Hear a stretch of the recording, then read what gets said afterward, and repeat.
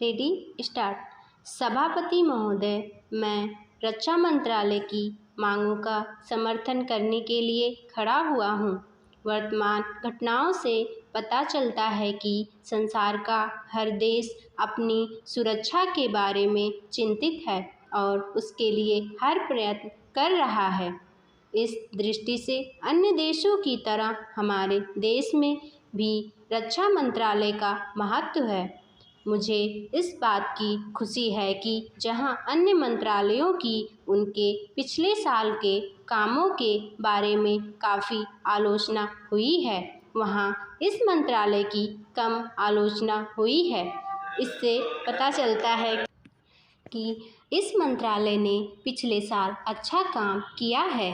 मोटे तौर पर किसी भी देश की सुरक्षा नीति का लक्ष्य यह होता है कि दूसरे देशों, खास तौर से पड़ोसी देशों के साथ मित्रता के संबंध स्थापित हों और हम एक दूसरे के मामलों में हस्तक्षेप ना करें। लेकिन उसके साथ यह भी जरूरी होता है कि हम अपने देश की सीमाओं और अखंडता की रक्षा करें। इसलिए हमारे देश का यह कर्तव्य हो जाता है कि हम अपने पड़ोसियों के कार्यों पर पूरी नज़र रखें, क्योंकि आज तक हमारे देश पर जो संकट आए वे हमारे पड़ोसियों से आए हैं।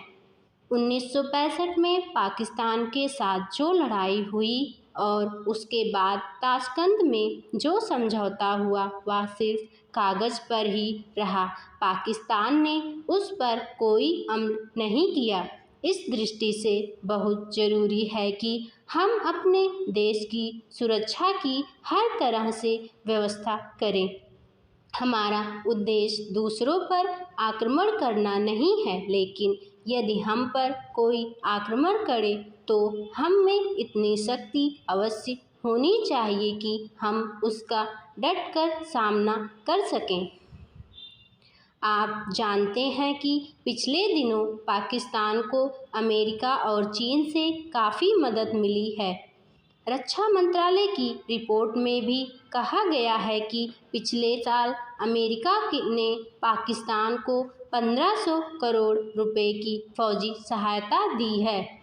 आज जहां हम फौजी सामान के लिए अपने कारखानों की मदद से अपनी शक्ति बढ़ाने का प्रयत्न कर रहे हैं, वहां पाकिस्तान संसार के देशों से फौजी सामान खरीद रहा है। अपनी नीति के कारण वह सब देशों से लाभ उठा रहा है। मेरा सुझाव है कि हमको भी अपनी शक्ति बढ़ाने के लिए संसार के अन्य देशों से अधिक फौजी सामान खरीदना चाहिए।